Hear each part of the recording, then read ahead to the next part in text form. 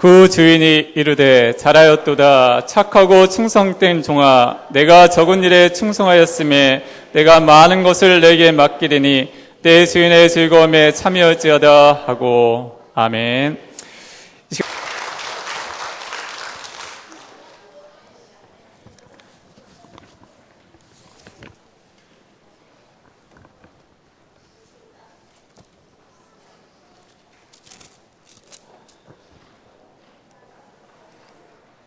저희가 사는 볼리비아가 대한민국에서 가장 먼 데 있는 나라입니다.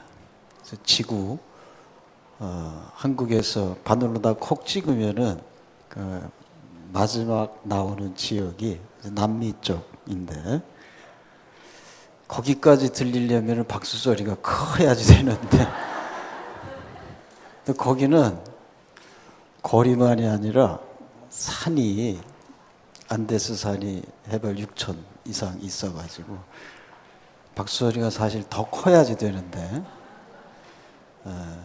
근데 오늘의 이 박수가 영적으로 쳐지는 박수이기 때문에 볼리비아 우리 형제 자매들의 귓소리에도 들릴 줄로 이렇게 생각이 됩니다.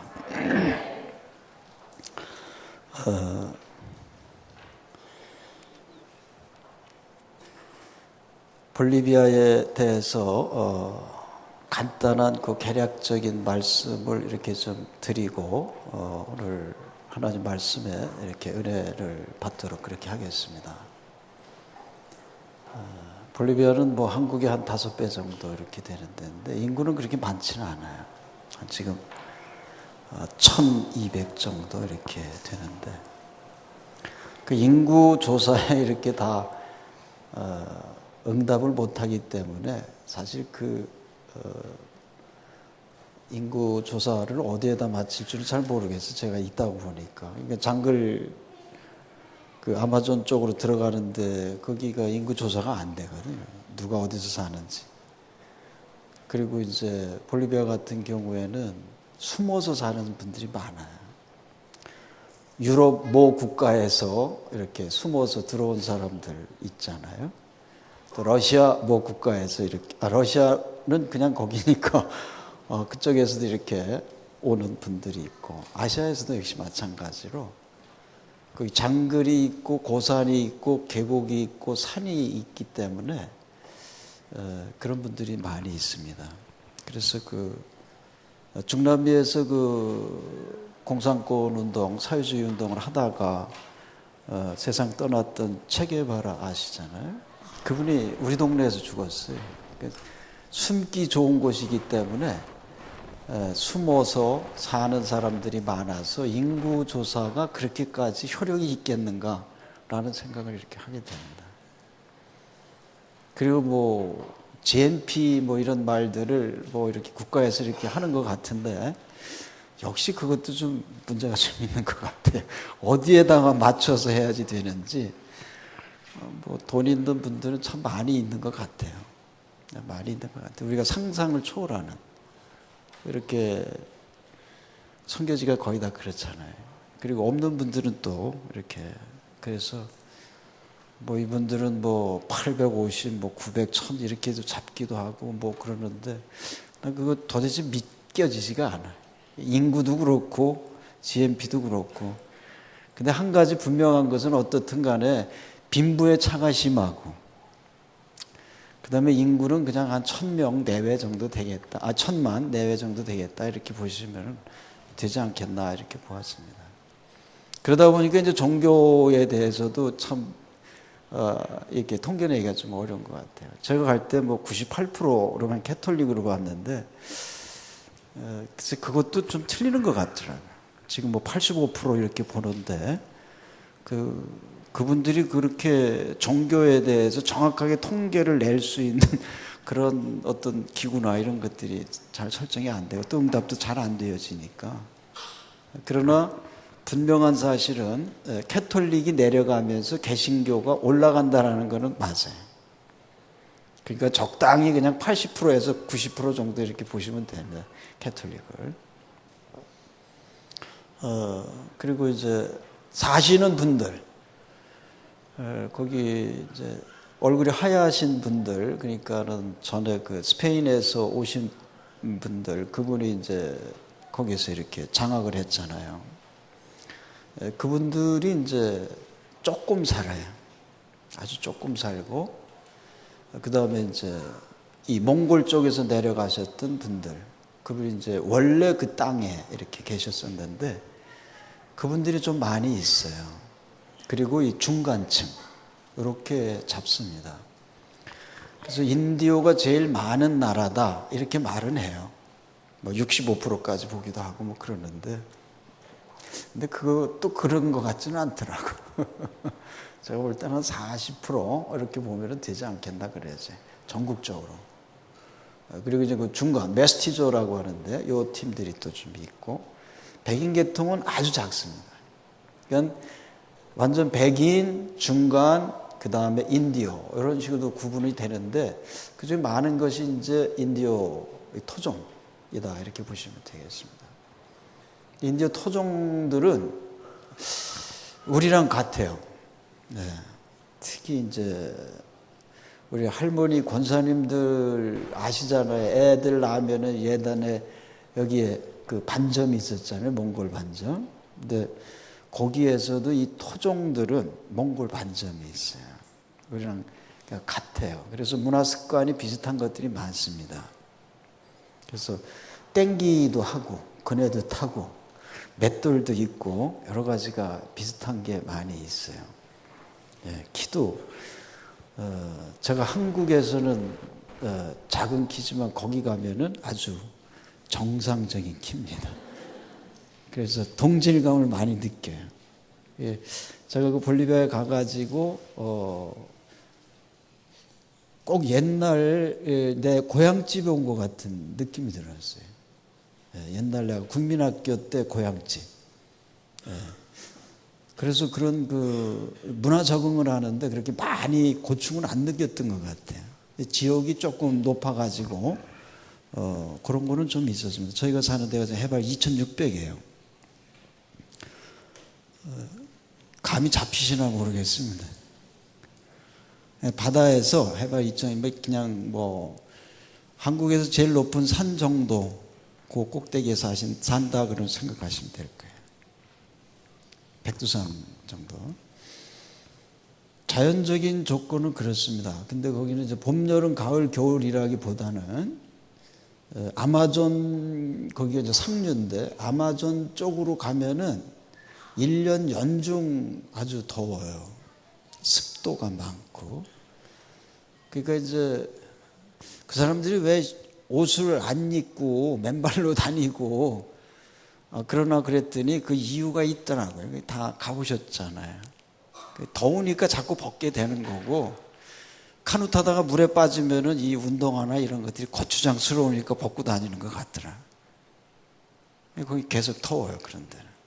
거기는 이제 40여 개 부족들 이상이 거기 사는데 아주 그런 그 화살 가지고 사는 분들도 많이 있고, 그 길이 선이 아니라 곡이 많이 있죠. 선의 문화보다는 곡선의 문화가 있다라는 것은 그만큼 조금은 자연 속에서 산다라는 그런 느낌이 있습니다. 저희가 사는 데가 2,600인데 이 뒷산이 5,200이에요. 우리 바로 뒷산이 5,200인데 고산 넘어가면 이제 고산족들이 살아요.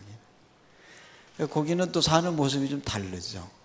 거기는 이제 감자니 뭐 이런 것들로 또 짐승들 이렇게 고산 짐승들 이렇게 이제 키워서 먹고 사시는 분들이죠. 풍요롭게 살지는 못하지만은 풍성하게 살지는 못하지만은 풍요롭게는 삽니다. 예, 그래서 제가 풍성과 풍요를 한번 나눠봤어요.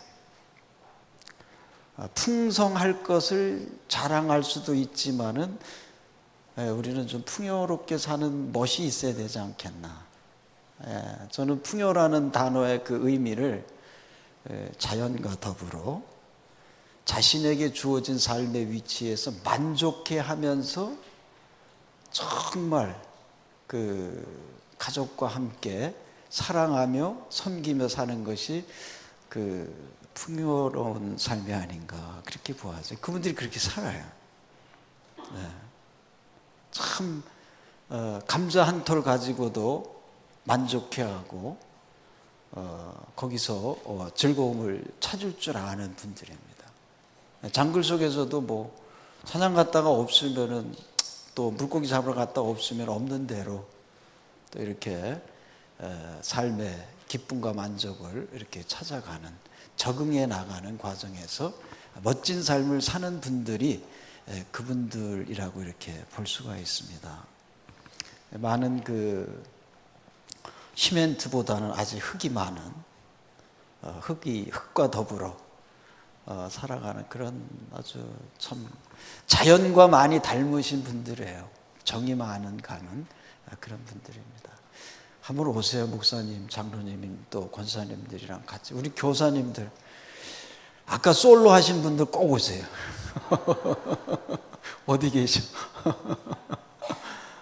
나는 어떻게 합창식으로 하다가 솔로가 갑자기 나오는데 혓바닥을 딱 내밀길래 또 저것까지 그 계획에 있었나 그래가지고 특이하게 찬양을 드린다 이제 그랬어요. 꼭 오십시오.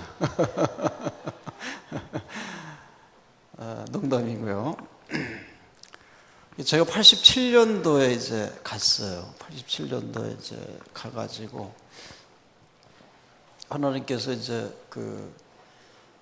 인도하시는 가운데에서 지금 개척교회가 뭐 그렇게 많지는 않지만은 고산 지역과 이 빈민촌, 그 다음에 장글 지역까지 지금 25개 교회가 이렇게 설립이 되어져서 은혜롭게 지금 잘 진행이 되어지고 있습니다. 그 장글 지역은 그냥 장글만이 아니라 지금 미국에서나 유럽에서나 어디에서든 한국에서든 그런 것들이 좀 문제가 있는데 제일 많은 문제 중에 하나가 이제 마약이잖아요. 마약. 근데 그 코케인 마약을 우리가 사는 그 동네에서 만들어내요. 그래서 이제 중남미 마의 삼각지가 어디냐면은 볼리비아, 페루, 콜롬비아 이 세 나라인데 그 중에서 이제 우리 동네에서 만들어내는 재배하고 또 그걸 제조하고 판매하는 이 세 가지 작업을 하는 데인데 제일 품질 좋은 그 마약 코카인을 그 우리 동네에서 이렇게 만듭니다. 저는 뭐 마약을 많이 보기는 했지만 아직 먹어보지는 않았습니다. 오해는 하지 마세요. 그래서 이제 마약이 항상 옆에 있어요. 그리고 마약 원료가 되는 그 코카인은 뭐 그냥 시장에서 이렇게 가마니로 갖다 놓고 파니까 그걸 항상 이제 씹을 수가 있는 거죠. 이제.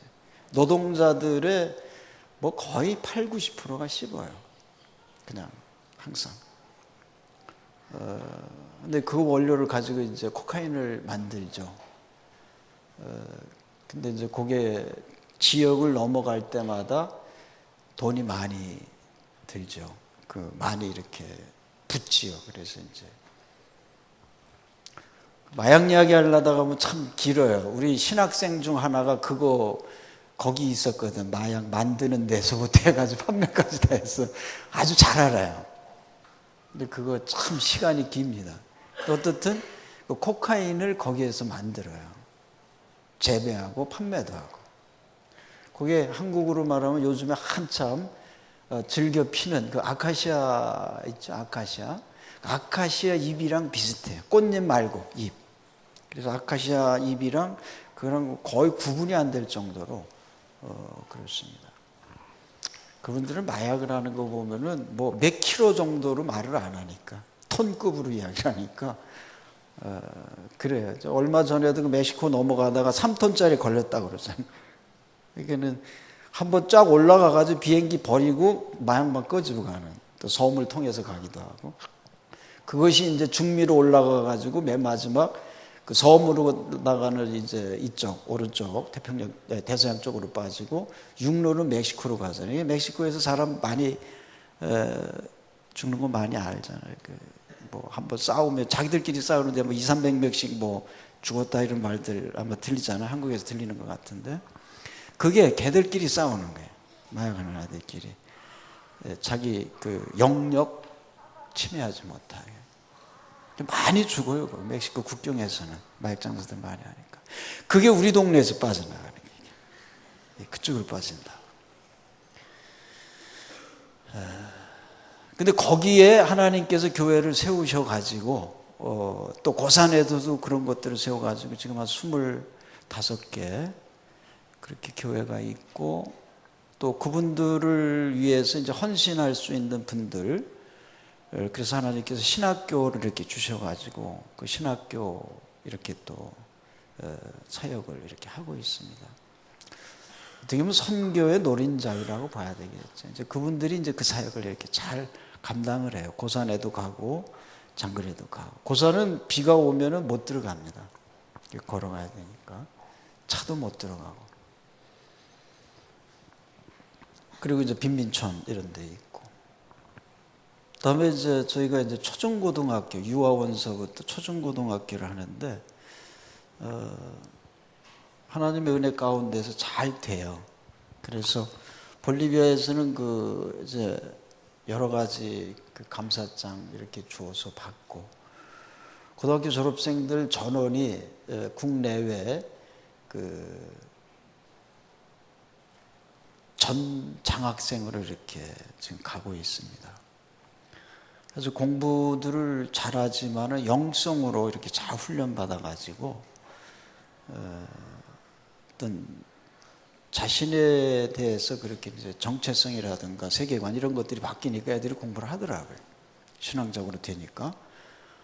그리고 예체능 같은 것도 이제 많이 이렇게 메달 받고. 그래서 재작년이죠. 그 중남미에서 교육위원회가 있는데 중남미 교육위원회에서 이제 볼리비아는 다 떨어져 있잖아요. 이렇게 밑으로. 그래서 중남미에서 어떻게 보면은 가장 이렇게 치여 있는 나라예요. 볼리비아 지도 한번 그려보세요. 그러면은 오징어 한 마리 구려놓으면 돼요. 여기 잘리고, 여기 왼쪽은 칠레에서 잘리고, 오른쪽은 브라질한테 잘리고, 위쪽은 페루한테 잘리고, 아래쪽은 아르헨티나에 잘리고, 그 옆에 아래쪽은 파라과이한테 잘려가지고 다 잘려 나갔어. 그래서 오징어 같았고. 그래서 지금도 눌림을 받고 있어요.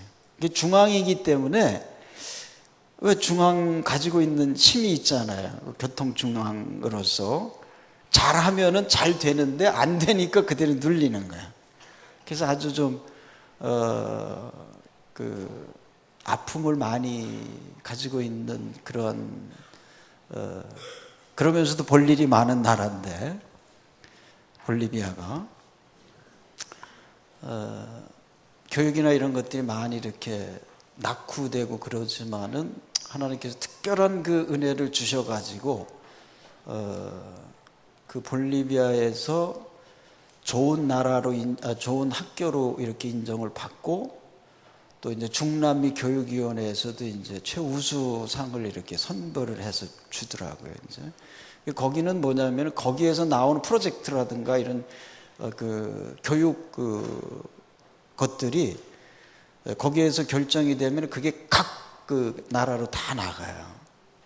그래서 이런 모델들이 있다. 그래서 이제 시도를 이렇게 해보게 하는데 거기 이제 우리 학교가 이렇게 어떻게 돼 가지고 우수상을 이렇게 받게도 됐습니다.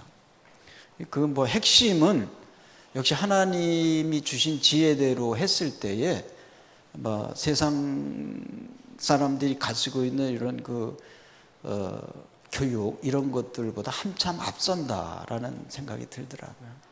그래서 저는 이제 파나마에서 이제 그 회의가 있었는데, 근데 저도 한번 가봤어요. 오라 그래서 폐 가지러 가려고 그래서 이제 오라 그래서 가봤는데 유치원서부터 이제 대학 교수들까지 다 왔어요. 내노라는 그 말하자면 이제 그 상위 그룹들이죠, 이제.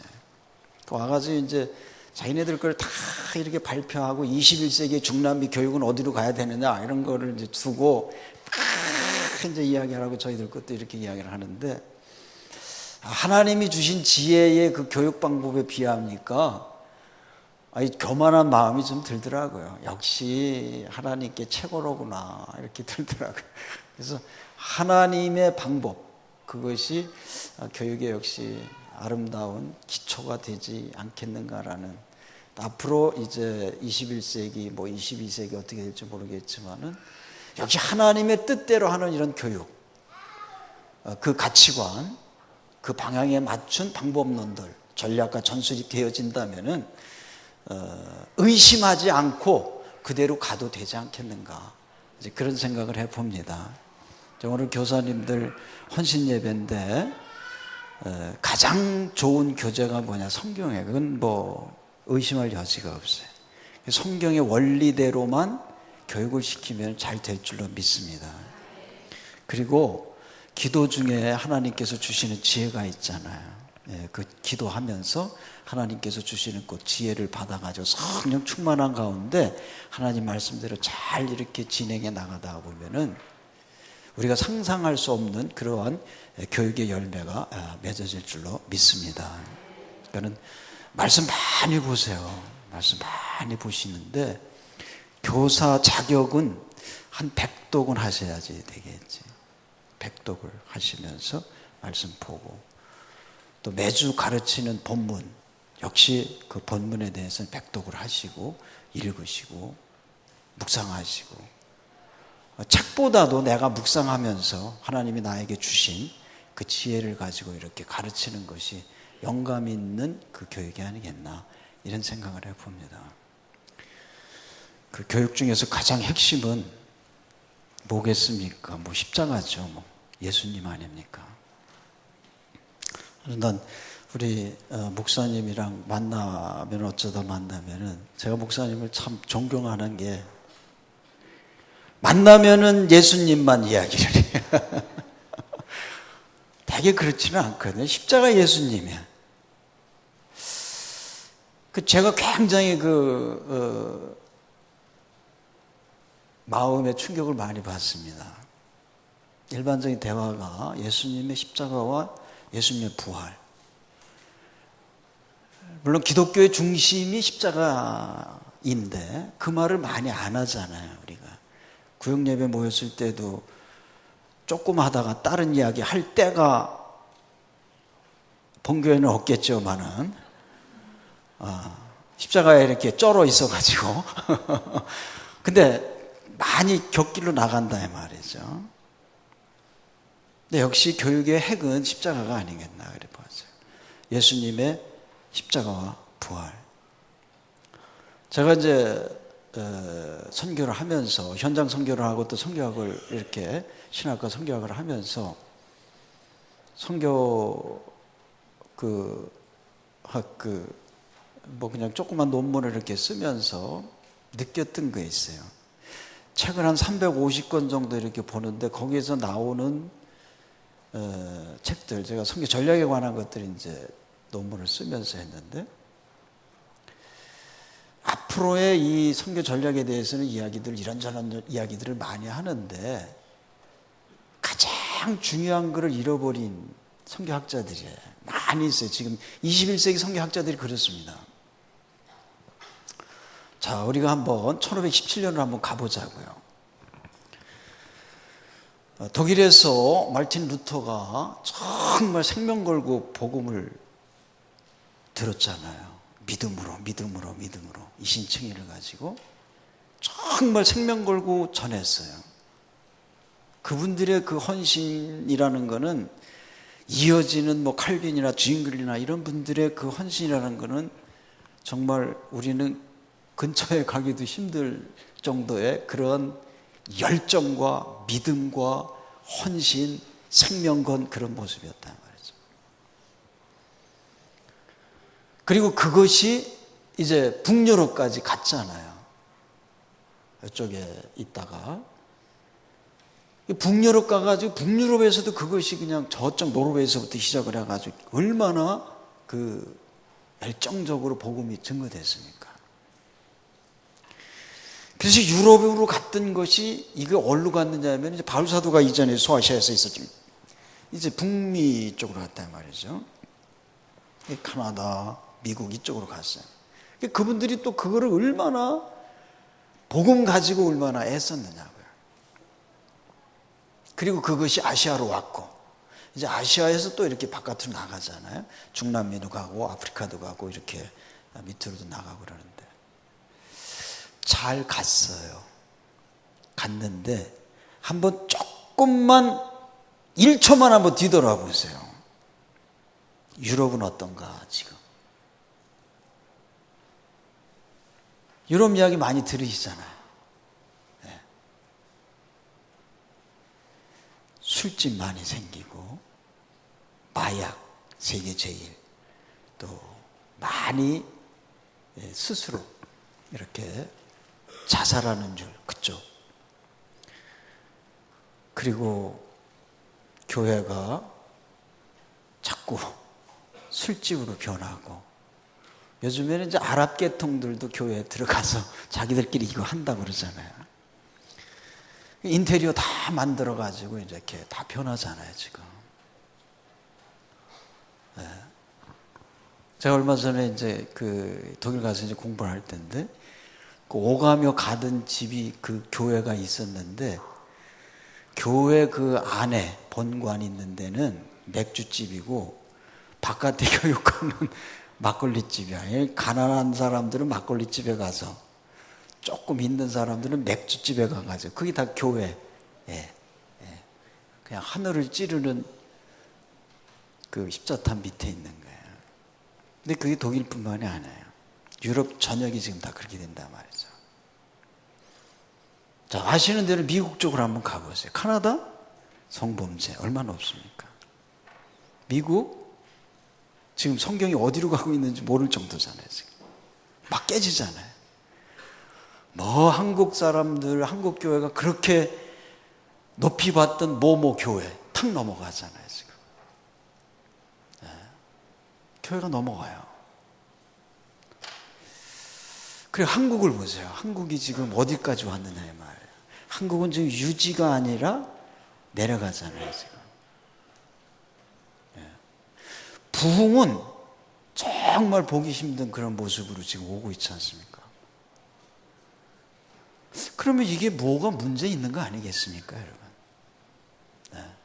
우리가 선교를 한다 그러면서 앞을 보는데 1517년 이후에 선교를 하면서 계속 앞을 향하여 달렸는데 2013년이 딱 되고 뒤를 한번 1초만 딱 돌아다 보니까 아유 여기는 암흑이야. 유럽이 암흑으로 됐고 북미가 암흑으로 됐고 아시아가 이렇게 거무죽죽하게 내려간다고 지금 이렇게. 이거 보이시잖아요 지금. 그럼 이 선교에 뭔가 문제가 있는 거 아니겠습니까? 교육에 문제가 있는 거 아니에요? 교회 교육에 문제가 있는 거 아닙니까? 이 문제에 대한 답을 우리가 알고 있어야 된다 이 말. 이 문제에 대한 답을 알지 않고 또 모르고 앞만 향하여서 달린다 그러면 한국이 했어요. 근데 그 다음은 뭡니까? 그 다음은 똑같은 전철이라면은 해야지 되는 이 선교 해야지 될까 안 해야 될까의 의문 되는 일 아니겠습니까? 네. 이 질문에 대한 정확한 답이 필요해요. 네. 이 질문에 대한. 제가 그 역사를 이렇게 보면서 전략을 세워야지 되니까 과거를 알아야 되니까 답이 없어요. 성경학자들이 답이 없어. 이분들이 이야기하는 거는 세 가지예요.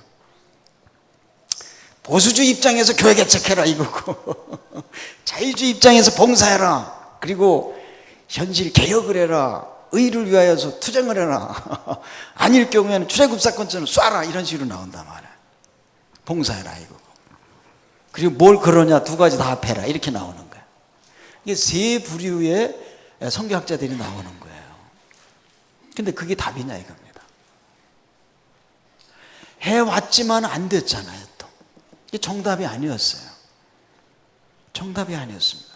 그렇다면 마르틴 루터가 문제가 있었느냐? 존 웨슬레이가 문제가 있었느냐? 아니면은 무디가 문제가 있었느냐?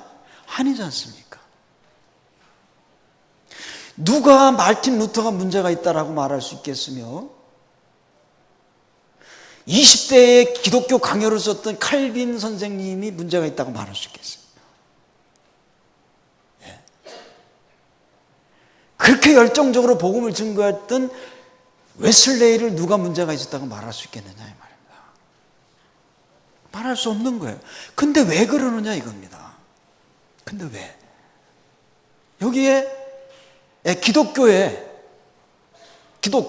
역사에 하나의 그 문제점이 있지 않느냐 이 말입니다. 이 문제의식을 가지고 있지 않으면은 우리의 교육의 방향점이 안 생기는 거예요. 선교의 방향점이 안 생기는 겁니다. 어떠세요? 이 문제 좀 풀어봐야 될 거 아니겠어요? 우리 본교회에서 이 문제를 두고 기도 많이 하세요. 그리고 목사님과 장로님 또 선교위원회 또 각급 이 주일학교 이런 데서 계시는 분들이 이 문제를 가지고 고민을 해야지 됩니다. 그래서 그렇다면 이 문제에 대한 답변이 뭐냐라는 거에 대한 답을 받고 그 다음에 진행을 해야 된다 말이에요. 그렇지 않으면은 우리 똑같이 울어요. 우리 후손들은 우는 정도가 아니야. 나면서 유럽을 닮아간다. 나면서 북미를 닮아간다. 그게 우리들의 책임입니다. 심각한 거 아니겠습니까? 저는 이 시간에 뭐 세미나나 뭐 이런 시간이 아니기 때문에 거기에 대한 뭐 성경학적인 그런 것들에 대해서 다 이야기는 할 수 없지만 간단하게 스케치는 좀 할 수가 있겠더라고요. 첫째, 그 선교 역사의 가장 커다란 문제가 십자가를 뺐어요. 마르틴 루터가 십자가를 가르쳤는데, 칼빈이 십자가를 가르쳤는데, 주인글레가 십자가를 생명 걸고 가르쳤는데, 웨슬레이가 십자가를 생명 걸고 가르쳤고, 또 루터가 이쪽으로 와가지고 무디가 십자가를 생명 걸고 가르쳤는데 십자가가 없어. 후대가 없어. 맨날 십자가만 듣다가 보니까 실증을 느낀 거예요, 분들이. 또 그 설교네, 이 말이 나오는 거야. 맨날 십자가 설교만 하시네. 우리 목사님은 강단에 올라가면 맨날 십자가만 말씀하셔.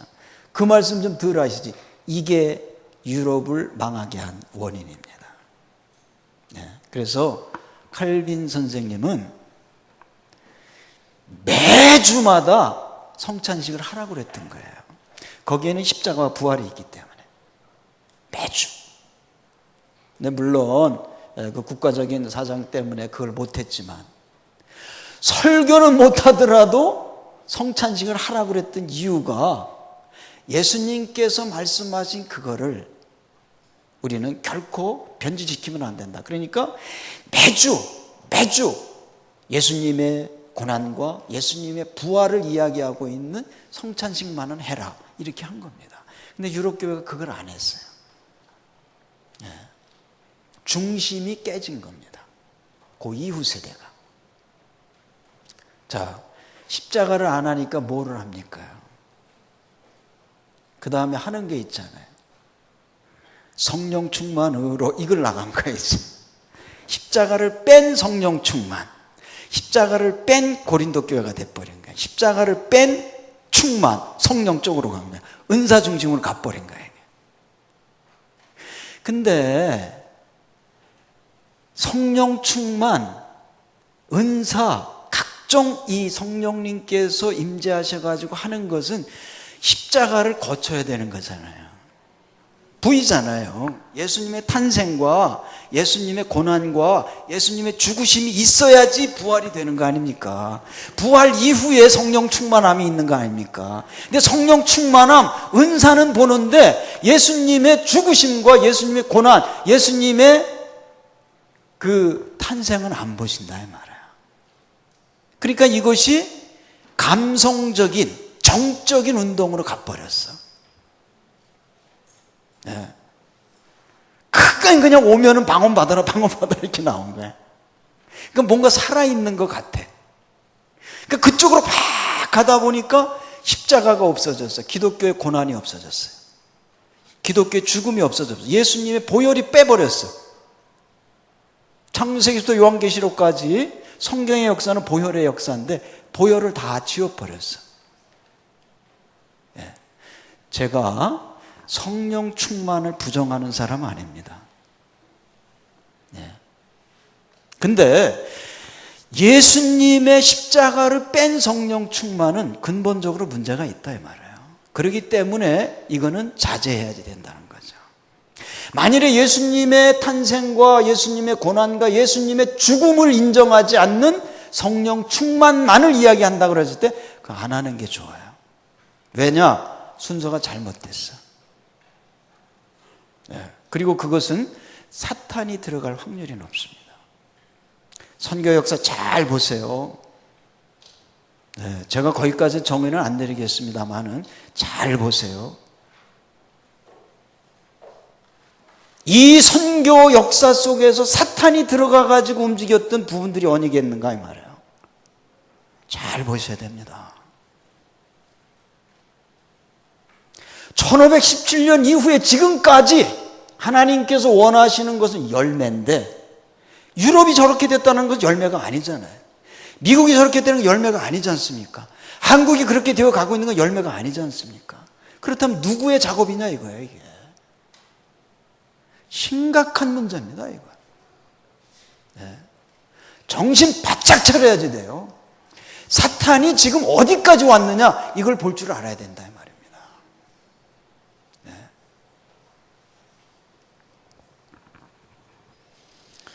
말씀과 십자가를 빼버린 성령 운동이 생겼어요. 잘 아시잖아요. 성령 운동 어디서 어떻게 된 거. 자, 근데 이것도 오래 못 가. 맨날 두드리면서 이렇게 하다가 보니까 뭔가 공허해. 한참 좋아서 울었는데 나가보니까 또 맹맹해. 뭔가 잡히지가 않아. 그러니까는 이제 어디로 갔느냐면 소위 말하는 번영신학 요즘에 그리고 적극적 사고 이쪽으로 빠지기 시작한 거예요. 네. 한국에서도 그런 게 많이 있었잖아요. 그러니까는 1단계 말씀과 예수님의 고난, 예수님의 죽음 이것이 빼버려지고 성령적으로 가다가 그 다음에 이것도 그러다가 보니까 이제는 뭐 이것도 아니고 저것도 아니고 그러니까 적극적으로 삽시다 이렇게 나온 거야. 말씀도 빼버리고 이것도 빼버리고 그냥 우리 이거 뭐 믿을 뻔 없는 거니까 뭐 그렇다고 뭐 그냥 이렇게 하늘 때마다 병 낫는 것도 아니고 그냥 뭐 목사님이 뭐 한다고 그래가지고 다 방언하는 것도 아니고 그러니까 자신이 없어지는 거지 뭐. 그러니까 제일 안전한 방법 그것은 적극적인 사고방식이에요. 그냥 그러니까 죄에 대해서 더 생각하지 말라는 거지. 적극적 사고의 기본은 정신의학에 죄를 생각하지 못하게 하는 거예요. 과거에 죄 있어? 염려하지 마. 운동해. 그러면 돼. 이렇게 나오는 거예요. 과거에 뭐 있어? 그냥 가서 영화 봐. 그러면 돼. 그리고 꿈만 세워놓고 그냥 밀고 나가면 돼. 다 잊어버려.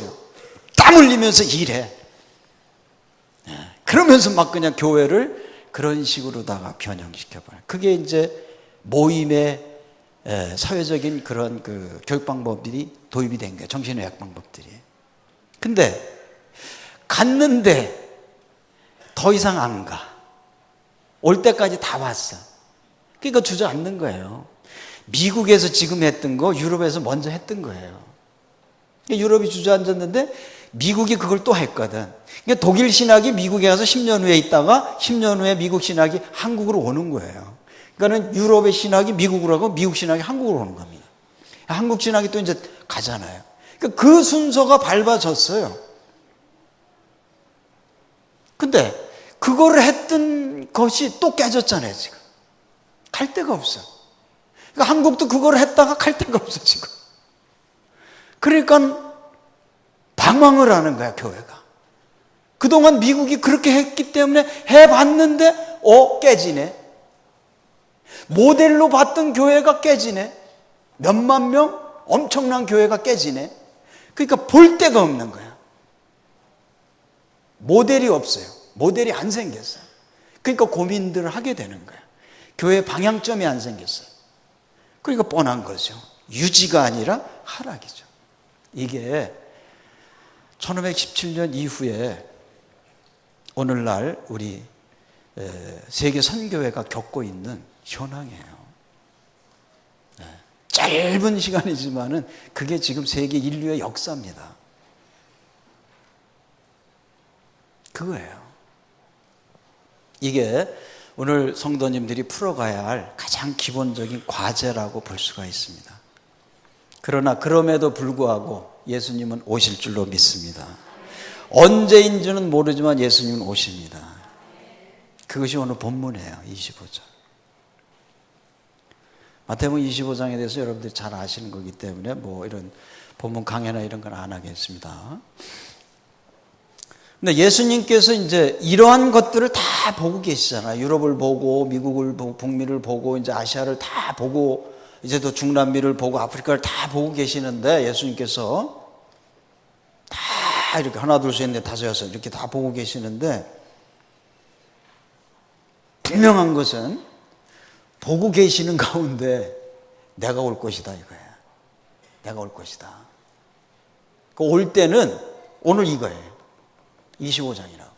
25장은 예수님께서 이제 십자가에 달리시기 바로 전환이에요. 그러니까 죽음을 앞두고 계실 때 아주 긴박한 상황이었단 말이야, 이게. 근데 거기에서 한 장에 3번씩이나 말씀을 하셔. 이 종말에 대한 걸. 이건 좀 특이한 장이에요. 그래서 마태복음 25장은. 되게 그렇게 엮어지지가 않는데, 마태복음. 제 생각에 추측을 해버려. 누가는 그렇게 할 수가 있는데, 이 마태 같은 경우에는 저작자가 그런 머리가 없는 분 아니에요, 이게 지금. 근데 이게 3식이나 이렇게 놓았다, 이 말이에요. 그만큼 중요성을 가지고 있는 거죠. 네. 열천여 비유가 여기 나오잖아요. 이 종말에 관한 거란 말이에요. 그리고 오늘 이거 달란트 비유가 종말에 관한 거고, 양과 염소도 이제 종말에 관한 거란 말이죠. 한 장에 이렇게 막 뭉텅거리고 있어요. 근데 이 모두가 다 심판에 관한 걸 또 이야기를 해. 그것도 심판뿐만이 아니라 상급에 관한 걸 또 특별히 여기에서는 또 이야기를 해요. 그러니까 종말을 이야기를 할 때 우리는 심판에 대해서만 많이 말을 해요. 천국 간다 이거. 근데 여기에서는 그것만 이야기하는 것이 아니라 천국 가는 것도 이야기하지만은 상급에 대해서도 이야기를 하는 거예요. 이게 양면성을 가지고 있어요. 이 마태복음 25장 달란트 비유의 특징 중에 하나가 그겁니다. 이 두 가지를 같이 이야기를 해주고 있어요. 상급과 그 다음에 동시에 천국을 간다라는 이것.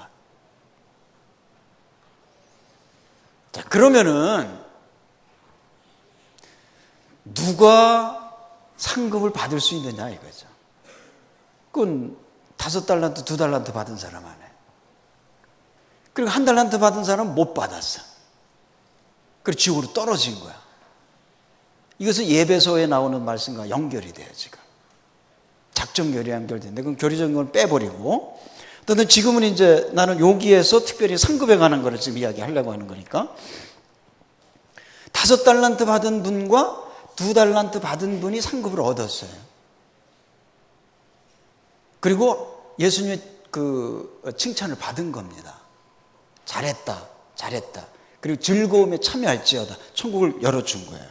그리고 5달란트 받은 분에게는 특별히 이 상급을 주는데 무슨 상급을 주느냐면은 그 1달란트 받았던 분, 그 분이라고 그래야 될지 모르겠어요. 어쨌든 그냥 조금 하기사 뭐 다 종이니까 어쨌든 그분 거를 빼가지고 이쪽으로 던져줬어요. 상급이 간과에 걸려다. 상급과 같이 있는 거예요. 그러면은 5달란트 받은 사람, 2달란트 받은 사람이 한 그룹이고 1달란트 받은 사람이 그룹은 아니지만 하나예요. 어떻든 간에 두 팀으로 봐야지 되는 거예요. 요 마태복음 25장을 보면은. 자, 그러면 5달란트 받은 분과 2달란트 받은 분의 특징이 뭐고 1달란트 받은 분의 특징이 뭐냐, 요걸 분석해내야지 되는 거죠. 요것이 상급과 연결이 되니까. 그럼 이제 그거를 이제 본론 들어갑니다. 제가 아까 왔을 때 우리 목사님께서 저에게 가장 좋은 말씀을 해주셨던 건데, 마음 놓고 설교하라고 그래서. 이 선교사가 선교지에 오래 있으면 어눌해져요, 이게. 그래가지고 이 말을 해야지 되니 저 말을 해야지 되니 막 동서남북, 또 습관이 그렇게 돼요. 선교지에 있으면 주제 하나 가지고 한마디 해야지 될 거를 10마디 20마디 해야지 씹어줘야만이 이렇게 먹혀지니까 그게 습관이 돼서 25년 동안 이게 적응이 잘 안 돼.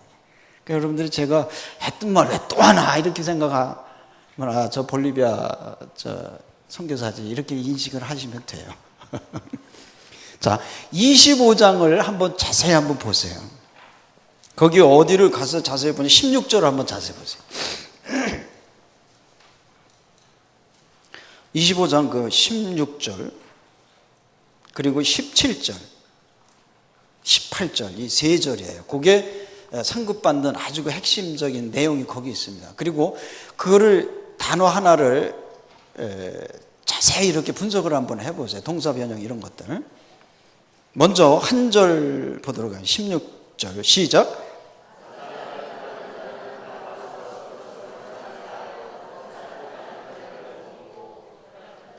17절 시작. 네, 18절.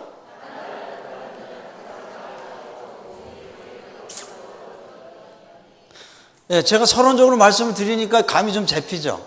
5달란트와 2달란트 받은 분의 특징이 있어요. 달라요, 여기. 그리고 1달란트 받은 분의 특징이 또 있죠. 그게 달라요. 자, 그럼 좀 더 구체적으로 한번 빼보자고요, 그거를. 자, 다시 한번요. 16절을 보면은 5달란트 받은 자는 바로 가서 요게 나와요. 첫 번째. 다음 두 번째는 그것으로 장사하여 두 번째가 나옵니다. 그 다음에 세 번째 또 5달란트를 남기고. 자, 첫 번째는 바로 가서, 두 번째는 장사하여, 세 번째는 남기고. 요거 세 가지 문구를 단문으로 잘 정리해 놓으세요. 그 다음에 17절에 보면은 2달란트 받은 자도, 2달란트 받은 자도, 그러니까는 윗사람과 똑같다 이 말이죠. 받은 자도 그같이 하여 또 2달란트를 남겼다. 그러니까 5달란트와 2달란트 받은 사람의 특징 세 가지가 뭐냐면은, 첫째는 바로 가서, 둘째 장사하여, 셋째 남겼어요. 이게 세 가지예요. 그렇죠? 근데 보세요. 그 18절 보면은 보면은 1달란트 받은 자도가 아니라 자는 이렇게 번역이 되잖아요. 받은 자는 이제 다른 데로 가. 이 사람은 받은 자는 이렇게 다른 데로 가. 그래가지고 땅을 파고 그 주인의 돈을 감췄어. 남긴 것도 없어. 그렇죠? 요것이 5달란트와 2달란트 받은 사람과 1달란트 받은 사람의 차이예요. 자, 그럼 이제 한 계단 더 들어가 가지고, 그럼 우리가 여기에서 바로 갔다라는 말을 어떻게 해석을 해야 되느냐, 그리고 장사하였다라는 말을 어떻게 해석해야 되느냐, 그리고 세 번째 달란트를 남겼다라는 것을 어떻게 해석해야지 되느냐, 여기에 따라서 그 다음에 착하고 충성된 종아, 내가 작은 일에 충성하였으면 내가 많은 것을 내게 맡기리니 내 증인이 잘미할지어다. 이 답이 나오는 겁니다. 그러니까 이 세 가지 해석을 제대로 할 때만이 그 주님의 즐거움에 참여할 줄로 믿습니다. 그 이제부터는 그냥 눈을 다 뜨세요. 감지 마시고 다 눈을 뜨시고 저를 잘 보세요. 이제 외웠잖아요. 이제 나만 보세요. 네. 키 작은 나만 보세요. 세 가지 다 외우셨죠? 바로 갔어. 바로 갔죠. 그 다음에 장사하여 당겼어. 한 달란트 받은 사람은 어떻게 갔죠? 예? 나 이제 물어봅니다. 이제 다 아는 거니까. 5달란트와 2달란트 받은 사람은 갔는데 어떻게 갔느냐면은 바로 갔어. 1달란트 받은 사람은 그냥 가서. 이게 다른 거예요. 아주 재밌는 말씀을 마태 이 할아버지가 쓰셨어. 여기서 저는 이거를 보면서 어떻게 저렇게 언어를 저렇게까지 분석을 정확하게 해가지고, 마태는 그 누가 형이 아닌데 저렇게 쓰셨나 그래가지고 역시 영감된 그런 글이구나 이렇게 했어요. 이거 보면 분명히 달라요. 간 건 똑같은데 5달란트와 2달란트 받은 사람은 바로 갔다라는 거야. 근데 1달란트 받은 분은 갔어. 근데 바로 안 갔어. 여기에 차이가 생겨요. 출발점에 차이가 생깁니다. 바로 갔다라는 것은 즉각적으로 갔다라는 거예요. 즉각적으로. 미루지를 않았어요. 뒤로 미루지를 않았습니다. 구약이나 신약의 어떤 그 하나님의 종들의 특징을 보면은 요게 마저 들어가요 또. 그렇잖아요. 이제 머리에 쫙 나오죠 이제. 우리 본 교회는 뭐 목사님이 그냥 성경 공부 십자가만 가르쳐가지고 그냥 성경 공부 식이 되니까 눈이 다 또록또록 하신 것 같아. 창세기부터 요한계시록 다 꿰시잖아요. 웃으시네. 자, 바로 갔던 그 위대한 인물 중에 하나가 창세기 12장에 나오잖아요. 무릎 꿇고. 이자가 무릎 꿇었잖아요. 창세기 12장을 보면 아브라함이 무릎을 꿇은 모습이 나오잖아요. 그리고 딱 부르니까 바로 갔어. 그 다음에 조금 더 가다 보니까 바쳐라 그랬을 때 아브라함이 그냥 바로 갔어. 물어보지도 않고.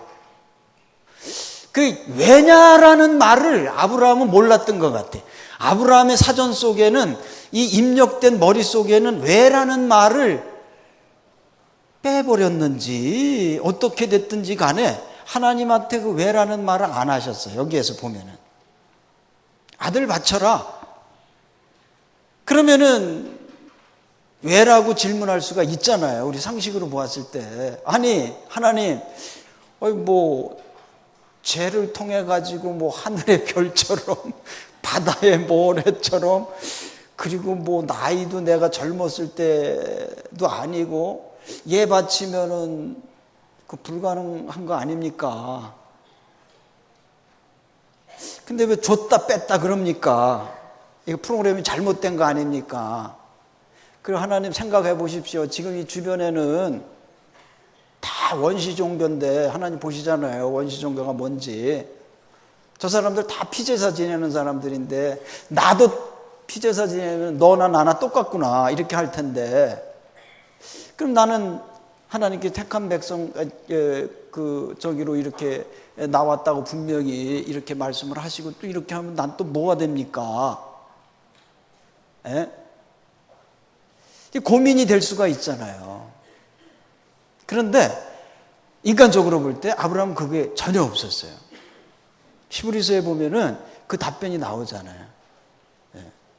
아브라함은 이미 하나님의 그 명령을 들었을 때에 아들이 부활할 거를 믿었습니다. 아멘 안 하시네. 확실하게 믿었어요. 그 믿음장 보세요. 그게 나와요. 그러니까 아브라함은 하나님이 어떠신 분이라는 존재를 알았고 사역을 알았어요. 그렇기 때문에 하나님의 명령은 왜라는 말을 안 했어요. 그냥 간 거예요. 가가지고 그 어떻게 그 아들한테 이렇게 돼요? 권사님 한번 대답 좀 한번 해봐요. 어디 계세요 권사님? 장로님이지 진짜. 아브라함은 남자니까. 우리 장로님 어디 계신가? 여기 장로님이신가? 장로님 자리에 여기가? 이 자녀를 키우는 우리들이 어떻게 그걸 하겠느냐고요. 차라리 내가 죽지. 이걸 어떻게 대느냐고. 딱 대고 꼬집어내서 태우고 그래야지 되는데 이게 어디 할 일이냐 이 말이에요. 양이라면 괜찮은데 어떻게 내가 낳은 자식을 그리고 그렇게 정말 나이 들어서 낳은 자식을 그렇게 할 수가 있느냐. 인간적으로 안 되는 거예요. 그러나 그분은 부활을 믿었습니다. 그렇기 때문에 바로 갈 수가 있었던 거예요. 약속을 믿었어요.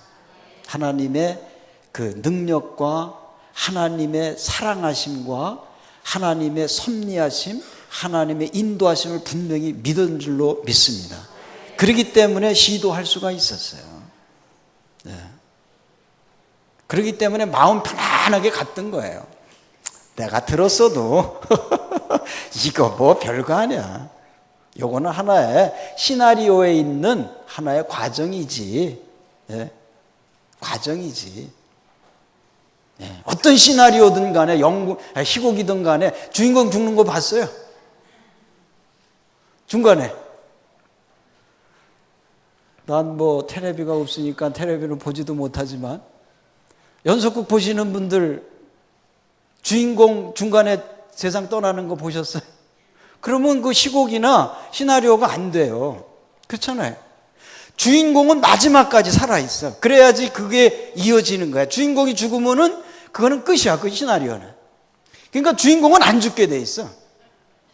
그러니까 아브라함은 그걸 알았어. 주인공이 요거라고. 그러니까는 웃으면서 갈 수 있었던 겁니다. 아브라함을 고민했다라고 해석하지 마세요. 하나님께서 작정하시고 하나님께서 인도하시고 하나님께서 끌어가시는 분들에 대해서는 과정은 어떻든 간에 분명히 그 결과에 대해서는 주인공이기 때문에 가장 아름다운 것으로 주실 줄로 믿습니다.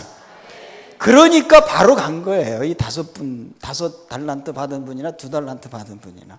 이미 게임은 끝난 게임이라 이 말이에요. 이미 시나리오는 쓰여졌어요. 이미 시곡 대본은 쓰여졌어요. 그렇기 때문에 우리는 그 안에서 그냥 마음 놓고 가면 되는 거예요.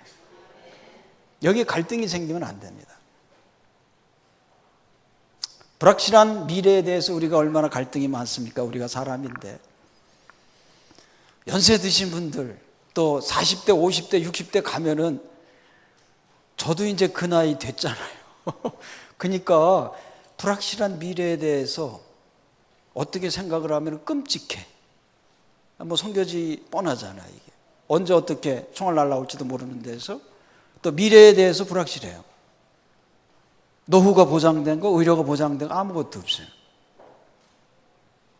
우리가 갈 수 있는 것, 그것은 하나님이 우리를 사랑하시고 아들로 삼아주시고 그 아들로 삼아주신 우리는 하나님이 생각을 하실 때 하나님이 써놓으신 시나리오에서는 내가 주인공이야. 여러분 각자가 주인공인 줄로 믿습니다. 그렇기 때문에 절대 안 되게 돼 있지를 않아요. 네. 이 조연출자들은 안 돼. 뭐 그냥 이렇게 되는데 우리는 절대 그렇지는 않습니다. 네. 시나리오 작가들 잘 보세요. 시곡 작가들 잘 보세요. 항상 쫙 기승전결 나오잖아요. 그 다음에 딴 데로 가잖아. 이게 있어야지 시나리오가 되거든. 딴 데로 가가지고 계속해서 위기 속으로 빠지게 나오면서 이제 그냥 주일날도 빼먹고 그거 보게 만들려고, 수요일날 빼먹고 그거 보게 만들려고 긴장 초조를 막 주면서 충돌을 막 주고 절정으로 막 끌어가. 잔뜩 긴장시켜 놓은 다음에 이제 전환시키면서 이걸 결론을 끌어가잖아요. 이미 그 사람들은 그 계획을 가지고 있다고. 그러니까 우리 인생도 마찬가지예요. 우리 인생이 고난의 극을 이렇게 헤맬 때가 많이 있지만은 결국은 부활될 줄로 믿습니다. 예수님께서 이 땅에 오셔가지고 고난 받으시고 죽으셨어요. 죽기까지 되신 다음에 부활이 있었던 겁니다. 우리 인생이 고난과 죽음이 있어요. 네, 없다라고 말하면 안 돼요. 있을 수 있어요. 예수님을 믿는 그 순간부터 우리는 사탄의 공격 대상이 돼요. 그렇기 때문에 고난이라는 것을 오게 돼 있습니다. 그리고 하나님께서 우리를 훈련시키는 과정에서 주실 수가 있어요. 그렇기 때문에 고난에 대해서 우리가 두려워할 것이 아닌 것은 아브라함과 같은 사람이 해야 된다는 거예요. 이 고난 자체가 사탄이 우리를 막 해코자 하는 경우, 하나님께서 우리를 훈련시키는 과정, 어떻든 간에 고난이 오더라도 하나님은 내 아버지다 이거야. 그러니까 하나님이 나를 이끌어 가신다. 나는 이 우주의 주인공이다. 하나님이 나를 조연출이 아니라 주인공으로 택해 주셨기 때문에 나는 분명히 부활이 있다 이겁니다. 그렇기 때문에 가는 겁니다. 어떻게 갑니까? 바로 가는 거예요. 자신 있게 가는 거예요. 안 될 것 같지만은 될 줄로 믿고 가는 겁니다. 이게. 멋있잖아요. 이게 신앙생활 아닙니까?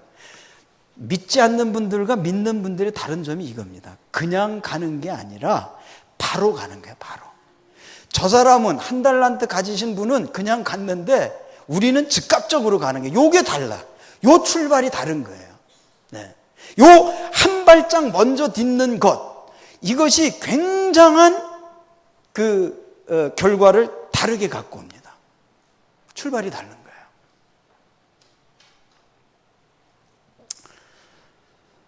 하나님의 사역을 감당하시는 분들은 바로 가셔야 될 줄로 믿습니다.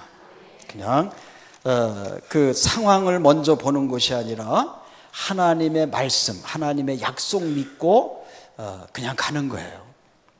그냥 가는 겁니다. 바로 가는 거예요. 부지런히 따라야지 되는 거예요. 그러니까 상황을 먼저 보는 것이 아니라 우리의 주어진 이런 것들을 먼저 보는 것이 아니라 말씀이 원하시는 것, 또 기도하는 가운데 하나님이 우리에게 어떤 은혜를 주시고 지혜를 주시잖아요. 또 때로는 마음의 감동을 주신단 말이에요. 그러면은 아이고 하나님 요거는 내년쯤 아니 하나님 요거는 한 달 후에 또 어떤 데 아니 하나님 하필이면 그게 왜 나한테 옵니까? 이렇게 답을 할 때가 있어요. 근데 하나님의 자녀들, 참된 자녀들은 가되 바로 가는, 이 바로라는 말을 절대 잊지 마십시오.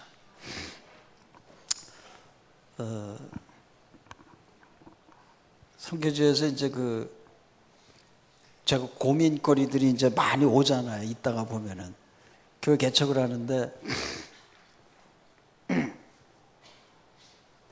우리가 해발 2,600이라고 그랬죠. 저는 이제 거기서 빈천에서 했어요. 제일 먼저 이제 빈민천에 들어가서 했는데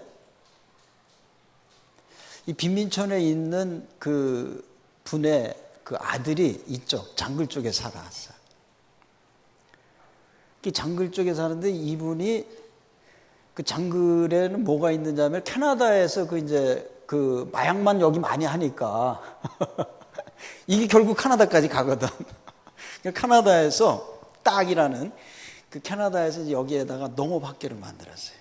그래서 마약을 하는 대신 농사를 이렇게 개발하면은 이제 되겠다 이렇게 해가지고 여기다 요걸 했는데 요 아들이 거길 간 거야. 그래서 이 아들이 방학 때가 돼서 이제 우리 교회를 나온 거예요. 근데 이 친구가 이제 선교사님 자빠레, 거기 이름이 자빠레, 이름이 좀 이상하긴 한데 자빠지는 데가 아니라 자빠레, 자빠레, 장글적인 그 아마존 상류예요. 거기가 아주 덥습니다. 거기에 대해서 이제 우리는 많이 이야기를 듣잖아요. 거기 완전히 거기가 이제 우리가 사는데 꽃차반반인데 꽃차반반 주 내에 있는 거예요. 그러면서 이제 저 이야기 하면서 돌리더라고. 그러더니 결국은 거기에다가 교회를 좀 하나 하시죠. 이렇게 나오는 거야. 나는 이제 거기에 대해서는 이제 그 뭐 공포 같은 말들을 많이, 그 한인들은 거기 한 번도 안 들어가서 그 당시에는. 그러니까 거기 들어가면 죽는 줄 알았어요. 마약하는 데니까. 근데 이분들이 달러를 가지고 와가지고 어떻게 하느냐면은 마약하는 사람이니까 재료 만들고 그러는 사람. 달러를 습기 찬 달러들 그걸 가지고 와가지고 계산도 잘 안 되니까 뭉텅거리로 와가지고 이제 딱 테이블에다 올려놓는 거야. 그럼 여기에서 이제 물건들이 있잖아요. 이 물건 파는 분들이 이 사람들이 이제 달러를 갖다가 놓고 물건 가서 이것저것 골라와가지고 여기다 딱 놓고 계산을 하는데 얼마냐고 물어보는 것도 없어. 그냥 요것만큼 이거 갖고 가래, 주인 보고. 그러니까 예를 들어가지고 1,000불이다 요것이. 그러면 2,000불, 3,000불 갖고 가도 이 사람은 아무 말도 안 하는 거야 이제. 장사할 만하잖아요. 그때 떼돈 물었어요 그분들이. 거기서 그 말은 해요. 그러니까 그런 식이에요. 아무것도 모르는 가운데서 이제 그런 식으로 사는 분들인데 거기는 한국 사람들이 들어갔다라는 사람이 없어. 그리고 들어가면은 거기는 죽는 데야. 웬만한 사람들도 다. 근데 날 보고 거길 가자는 거야 이제. 그때가 언제였느냐면 제가 이제 87년도에 갔는데 87년도 4월에 갔는데 88년도죠. 그 다음에 3월이니까 그때 가자는 거야. 그때 되면 이제 우기철 뭐 이런 것들이 있는데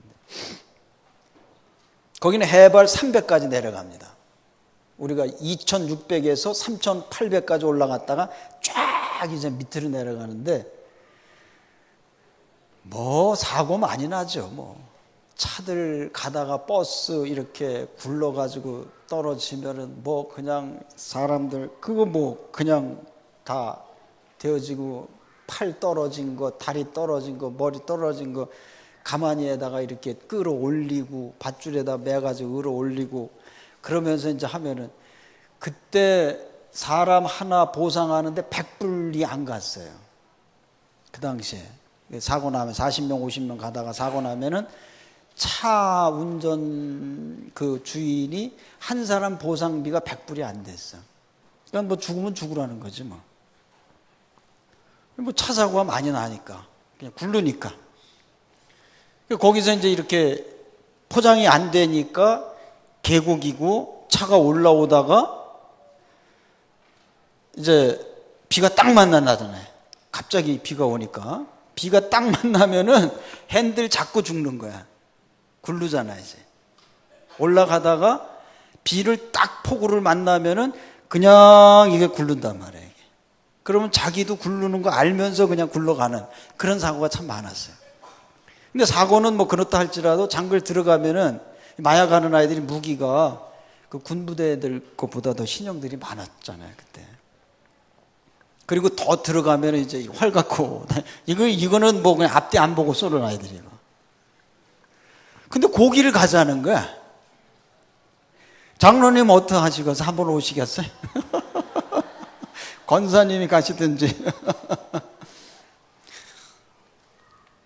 그때가 뭐 30대였으니까 뭐 그렇다고 말을 할 수도 있겠지만 나이 뭐 이런 것도 하겠지만은 근데 희한하게 하나님께서 마음에 그러니까 이게 성교는 저는 지금도 그래요. 성교 뭐 하나님께서 하셨다. 저는 분명히 100% 그래. 110%가 있다면 110%라고 말씀드리겠어요. 성교는 100% 하나님이 하시는 거예요. 하나님이 그 마음을 주시고 지혜를 주시고 그냥 갈 때 되는 거더라고요. 그 마음에 불안해야지 되는데 좀 땡겨야지 되는데 그게 아니야. 갔어요 그냥. 그 책에 나와요 그게. 가가지고 뭐 가는 과정들이 뭐 정말 아주 그냥 그렇죠 뭐. 거기서 이제 뭐 차가 간신히 들어갔는데 거기에서 또 걸어가지고 2박 3일 3박 4일 이 배낭 메고 이제 그 장글 속, 제가 장글이 뭔가 했더니 하늘이 안 보이고 옆이 안 보이고 땅이 안 보이는 게 장글이더라고. 나중에는 이제 그 긴 칼, 마체대 가지고 치면서 들어가는데 뱀이 많잖아요. 그 표범 이런 것들이 많고. 둘이 갔거든, 거기. 근데 장글 갈 때는 내가 연구해낸 게 3명이 가면 딱 좋겠더라고. 앞에 가면은 앞에서 이게 튀어나올 것 같아. 야, 너 먼저 가라. 뒤로 가면 또 뒤에서 올 것 같고. 3명이 가면 딱 좋겠더라고. 내가 가운데 가고. 그 다음서부터는 신학생들 많이 데리고 가요, 사실. 그러면서 이제 장글을 헤매면서 다니는데, 뭐 여러 번 죽을 뻔 했어요. 맹수들 그렇지만은, 뭐, 그 마약하는 애들. 외국인들이 가면 밤이잖아요, 거기는. 근데 뭐, 그때마다 하나님께서 은혜를 주시는데, 혼자 들어갈 때, 그때는 이제 걔네들 안 들어가고, 이제 신학생들 들어가는 거는 내가 신학교하고 한참 이후에요. 혼자서 들어갈 때는 무섭고 공포스러워야지 되는데 더 은혜로워요. 정말 혼자 들어갈 때 더 큰 은혜를 받습니다. 그 장글 깊이 들어가 가지고 성경 공부하고 그 끝나면 밤 새벽 1시, 2시 이렇게 되잖아요. 거기에서 이제 이렇게 다 이렇게 오면은 이게 낭만이 아니에요. 지금이나 이렇게 말하지. 하늘이 맑잖아요. 정말 별이 밝고 달이 밝아요. 그 주변에서는 이제 풀벌레 소리들, 맹수 울음소리들, 비가 오고 나면은 그 풀 냄새, 꽃 냄새가 아주 좋습니다. 진짜 향이, 그런 향이 없어요. 거기에서 이제 찬양을 드리면서 이렇게 밤길을 뭐 수십 킬로죠, 그거에 뭐. 그 밤을 걸어오고 가다가 보면은 주님이 이 세상에서 나를 가장 사랑하시는 것 같은 그런 거를 많이 체험을 합니다. 그러니까 혼자서 선교한다 그래가지고 외로울 틈이 없어요. 저는 그래서 그때 뭐 선교사들은 외지에 가면은 그냥 뭐 가끔 나와가지고 세미나 같은 데 참여도 하고 뭐 이렇게 뭐 위로도 받고 이렇게 하라는데 나는 그때 뭐 지금이랑 비교할 건 아니지만 그때는 그거 무슨 말인지 몰랐어요. 현장에가 더 은혜로운데 죄송해요. 어디에서 뭐를 할 때 제가 가봤었어요. 근데 선교학자라고 하시는 분이 이야기를 하는데 이 선교의 책상형이었죠. 뭐 그러니까 뭐 나오나 이 답이 안 나오지. 선교사들은 선교사를 알잖아요. 딱 보면은 저분이 말을 딱 한마디 하면은 벌써 결론까지 다 나오는 거고, 여러분들이 목사님 주보 딱 나오면 오늘 이 설교는 무슨 설교냐 그리고 이제 뒤돌아보는 분들도 있잖아요. 아니 없겠지 여기는. 선교사는 선교사를 안다고. 그러니까 저는 딱 나오면 이제 그다음 그냥 쫙 나오잖아요. 그러니까 은혜를 받을 때도 있지만 그렇지 못할 때도 있어요. 근데 장글 속에서 그렇게 다닐 때 하나님 은혜를 많이 주세요. 여러분들도 이제 체험을 많이 하잖아요. 봉사하시는 분들, 우리 장로님, 권사님들 아마 대표적으로 선생님들도 그럴 거예요. 혼자서 앞서가면서 헌신하실 때 눈물 많이 흘리셨죠. 뻔하지 뭐. 내가 보지 않아도 알지 뭐. 네, 뻔해요. 네. 그리고 무릎을 하나님 앞에서 아무도 없는 이 성전에 와서 무릎을 딱 꿇었을 때 눈물 나잖아요. 많이 흘리셨잖아요. 권사님들, 교사님들. 그 영혼을 생각을 하면서 또 하나님께서 내가 봉사하는 과정에, 헌신하는 과정에 하나님이 주셨던 그 은혜를 생각을 할 때 감당할 수가 없는, 주체할 수 없는 그런 은혜를 받잖아요. 그냥 눈물이 막 나잖아요. 그냥 그거는 주체할 수 없는 흐름. 찬양이 막 나오고 기도가 나오고 뭐 이런 은혜 속에서 우리가 살아가는 줄로 믿습니다. 네. 그때 이후로 하나님께서 가게 하시고 바로 가게 하시면서 하나님께서 그 역사를 이어가시더라고요. 그러니까 요즘에 이제 그 장글에서 뭐 나중에는 이제 거기에서 이제 그 마약하던 친구가 신학교도 나오고 요즘에 또 아르헨티나 가가지고 선교를 해요. 또 요즘에 계속해서 이제 그 신학생들이 나오고 교회들이 이제 거기서 최초로 자립하는 교회가 이렇게 또 본인들이 전도를 해가지고 전도사가 아니라 본인들이 평신도들이 전도를 해가지고 이렇게 복음을 증거하면서 땅 뭐 이렇게 구입하고 교회 건축 뭐 이렇게 하고 그러면서 교회를 세워 나가는 그런 열매를 맺어 가더라고요. 하나님께서는 우리에게 어떤 달란트를 주셨을 때에 그 달란트를 가지고 있는 우리에게 요구를 원하시는 것 같아요. 가라. 근데 그냥 가라가 아니라 바로 가라. 바로 가서. 그러니까 하나님의 말씀 안에서 기도하면서 우리가 은혜를 받았을 때, 감동을 받았을 때 5분 후가 아니라 1초 내에 결정을 내리고 그 다음에 그대로 가는 겁니다. 바로 가는 것. 이것이 즐거움에 참여할 수 있는 첫 번째 방법인 줄로 믿습니다. 그러니까 선생님들 힘드시지만은 바로 가셔야 됩니다. 바로 가시면은 하나님께서 바로 가는 분에게 은혜를 더 주시고 바로 가는 분에게 정말 성령 충만함을 더 주시고 바로 가는 분에게 굴곡이 있을 수가 있지만은 짜여진 시나리오 잊지 마세요.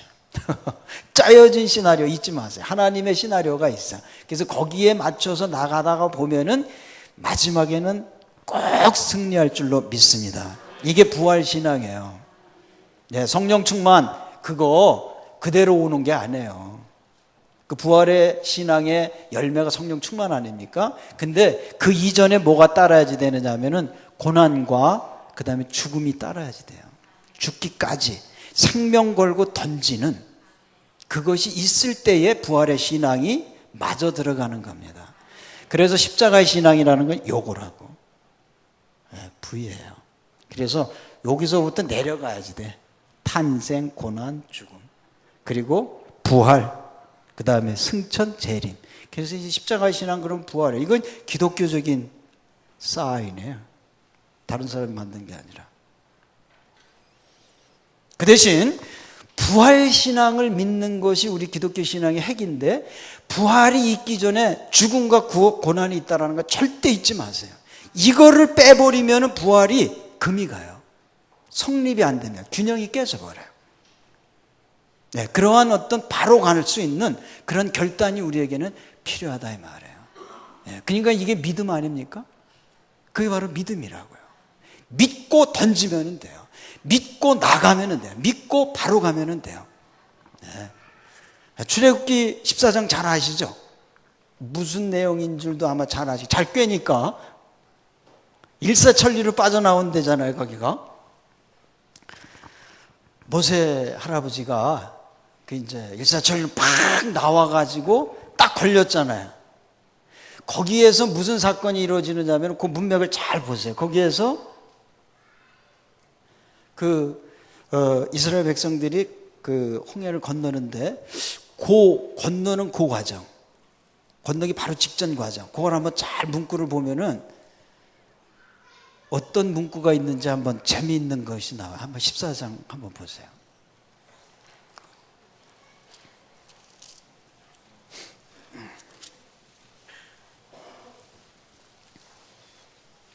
(14장) 15절 16절.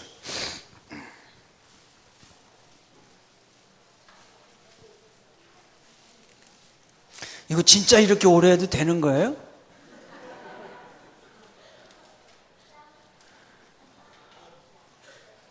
안 될 것 같기도 하고.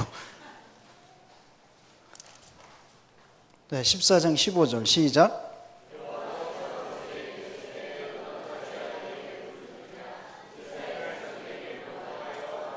16절.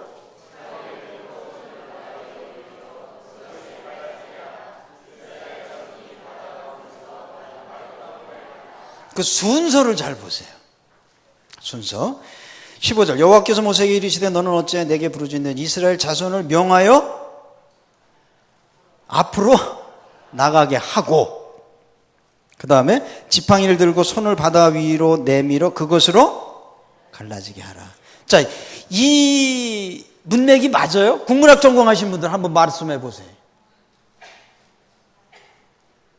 이거 맞느냐고, 이 문맥이. 안 맞잖아요. 그쵸? 우리 집사님이신가? 안 맞잖아요, 이게. 아니, 갈라진 다음에 들어가야지. 그렇잖아요? 갈라지게 하라. 그리고 이스라엘 백성들을 갈라진 홍해 가운데로 가게 하라. 이 말이면은 이 문장이 맞아. 그거 100점인데 이 문장이 좀 잘못된 거 아닌가? 이게 번역 잘못된 건가? 그럼 이거. 천만에 번역은 잘 된 겁니다. 문장 바뀐 것도 아니에요. 근데 여기 보면은 문장 문맥을 보면은 뭐가 먼저 나오느냐면은 앞으로 나가게 하고. 자, 그러면은 생각을 해보세요. 앞에는 홍해가 있잖아요. 가보셨잖아요. 이스라엘 백성들 뭐 몇 명인지는 정확하게 모르지만 어떻든 간에 많잖아요. 예? 꽤 된단 말이야. 60만 이상이니까. 그냥 애들서부터 청년, 장년, 노인 되시는 분들까지 이렇게 다 있는데 뭐라 그러냐면 하나님께서 홍해 바다로 쓸어 넣으라는 거야. 한마디로 말하면. 철렁철렁 하는데. 아, 요즘같이 이거 뭐 입고 그냥 구경하러 들어가는 게 아니잖아요. 그게 아니라 그냥 짐술에 다 있고 이고 지고 다 애들서부터 있는 가운데에 철렁이는 물속으로다가 몽땅 다 들어가라는 거야. 먼저 일본 명령이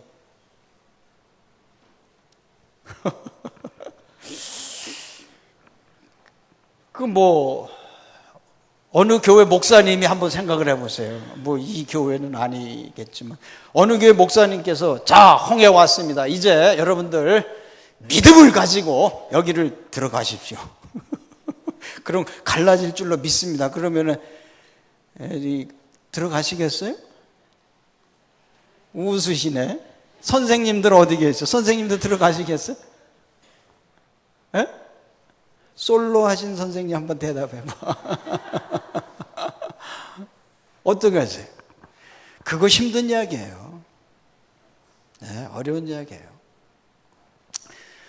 하나님도 너무하시지. 갈라놓고 여기처럼 갈라놓고 가라면은 그냥 폭폭폭폭. 그렇지. 이스라엘이 누군데 저 애굽 사람들은 다 끝장이지. 그냥 폭폭 들어갈 텐데 안 갈려진 상황에서 이스라엘 백성들을 가게 하고 그 다음에 치라 이렇게 나왔어요. 이 순서가 바뀌었어요. 여기에는 뭐가 필요하느냐 하면은 즉각적인 순종, 믿음이 필요합니다. 그거 가지지 않고서는 이 문맥을 해석할 수가 없어요. 그리고 이 문맥을 우리가 우리 것으로 풀어가려면은 그것이 믿음과 순종으로 이어진다라는 것을 우리가 알아야 된다는 거예요. 그러니까 믿고 들어가는 거예요. 들어가면은 뻔한데, 들어가면은 죽을 텐데, 들어가면은 여긴 낭떠러진데, 들어가면은 이건 죽음인데. 근데 그 들어가는 그 자체, 거기가 바로 삶인 줄로 믿습니다. 예수님이 들어가셨어요. 고난을 받으시고 하나님의 명령을 따라서 들어가셨어요. 물론 자발적인 것도 있으셨지만은 명령을 따라서 죽으셨어. 그래서 땅속으로 들어가셨어. 완전한 죽음이었어요. 그건 어떤 불완전한 죽음의 100%의 죽음이었습니다. 그래서 완전한 죽음, 자기 포기, 100%의 자기 포기, 100%의 자기 순종, 100%의 믿음을 가지고 들어가셨던 거예요. 이게 99%로 걸려 있으면 안 돼. 예수님의 죽음은 100%지 99%가 아니에요. 우리의 믿음, 우리의 순종은 하나님께서 원하시는 믿음, 순종, 즉각적인 순종이라는 것은 99%가 아닙니다. 예. 근데 우리는 그런 데서 유혹을 받을 때가 있어요. 어떤 유혹을 받느냐면, 하나님 내가 이렇게 기도를 했어요. 하나님 내가 이렇게 헌신을 했어요. 하나님 내가 이렇게 순종을 했어요. 나같이 순종할 수 있는 사람 나와보라 그래, 우리 교회에서. 이렇게 나올 수가 있단 말이에요. 이 지구상에서 있으면 나와보라 그래. 근데 나는 왜 이렇게 고난이 많죠? 질문을 할 때가 있어요.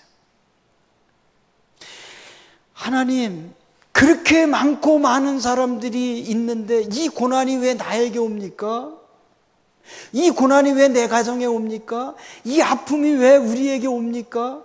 내가 하나님 앞에서 얼마나 눈물을 흘려서 1년, 2년이 아니라 몇십 년간을 1년, 2년이 아니라 몇십 년간을 이렇게 헌신하고 정말 나의 모든 걸 다 바쳐 헌신했는데 하필이면 이 고난이 왜 나에게 옵니까? 하필이면 내가 왜 이 홍해를 들어가야 됩니까? 이거예요. 예수님의 고민이 그걸 수가 있어요. 내가 왜 이것을 져야지 되느냐 이거예요. 내가 왜? 보장되어 있다면 가겠다 이 말입니다. 보장되어 있다면. 보험이 들어있다면 괜찮다 이거예요. 네. 근데 보험이 안 들어있다 이 말이에요. 예수님은. 보험이 없다 이 말이에요. 홍해를 들어가는 데는. 네. 갈라진다라는 보장이 없다 이 말이에요. 근데 들어가래. 이게서 우리에게 필요로 하는 것이 뭡니까? 그것이 즉각적인 순종이에요. 이게 바로 가라라는 말입니다. 100% 순종, 100% 믿음이에요. 이것이 없으면은 기적은 기대하지 마세요. 네. 죽음이 없을 때에는 부활이 없습니다.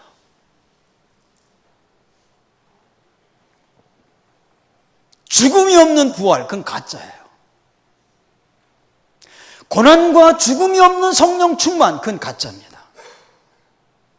잘못될 수가 있어요. 네. 잘못될 수가 있어요.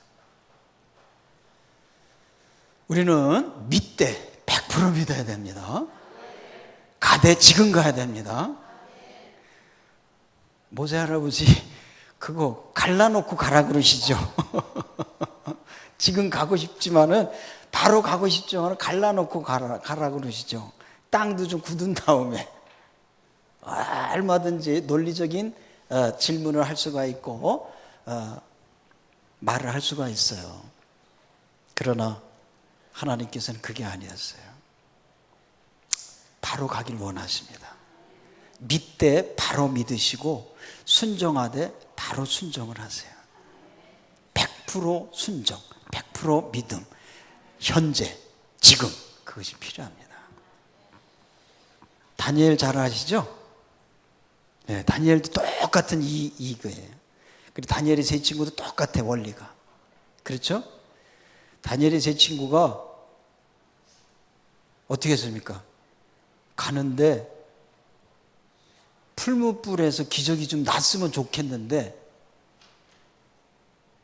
좀 적당히 가까이 갔을 때 불이 탁 꺼진다거나 내가 믿음으로 갔으니까 아니면은 여기에 명령했던 사람들이 그냥 싹 어떻게 쓰리가 되든가 뭐가 좀 나타났으면 좋잖아요 그게. 그런데 이 사람들은 그냥 눈 똑바로 뜨고 보고 7배나 더. 그리고 불은 점점 더 이글거리고 거기를 들어가라는 거야. 들어가기 전에는 아무런 기적이 나타나질 않았어요. 그래서 그분들이 들어갔을 때 고난과 죽음이 있을 때에 삶이 있었습니다. 이거라고 그랬죠? 부위가 요겁니다. 십자가의 신앙이 요거라고요.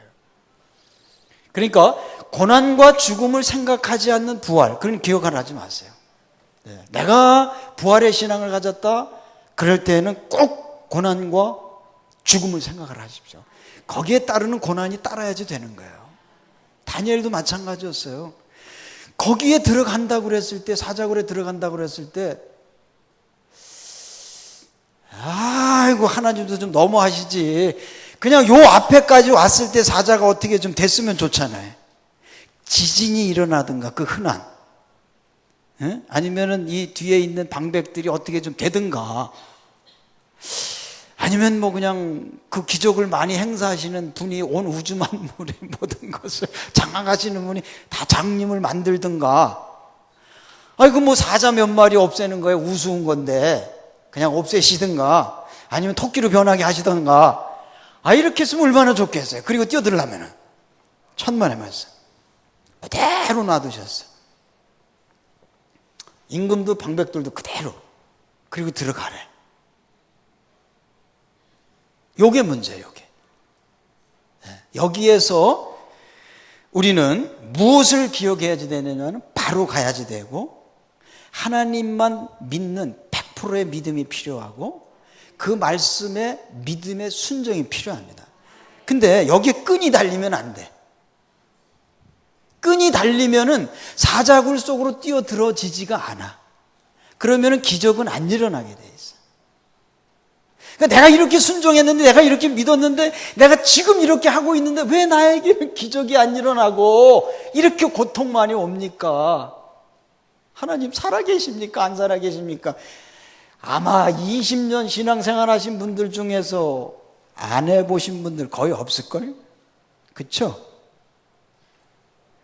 대답 안 하시는 거 보니까 거짓말을 하시든지 아니면 진짜 백이든지 둘 중 하나이신데, 진짜 백이가 되시기를 축원합니다.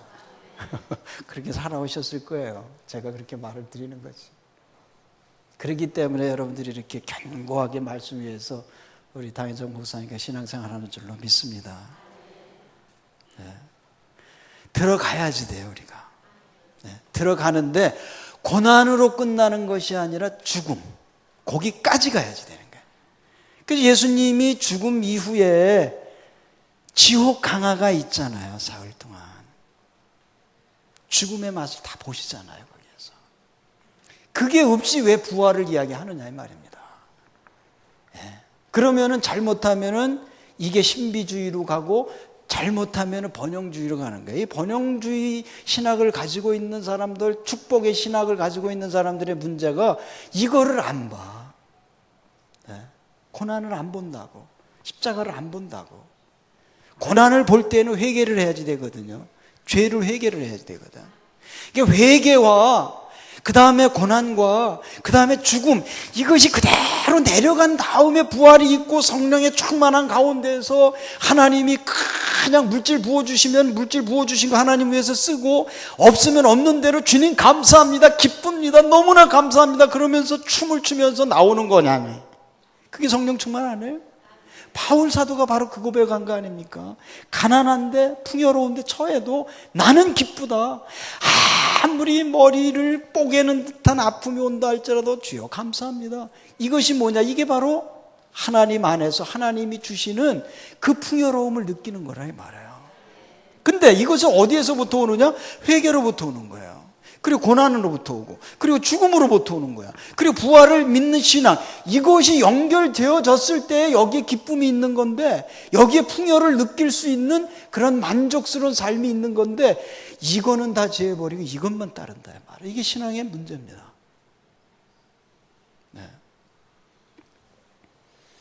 사자굴 속으로 들어가십시오.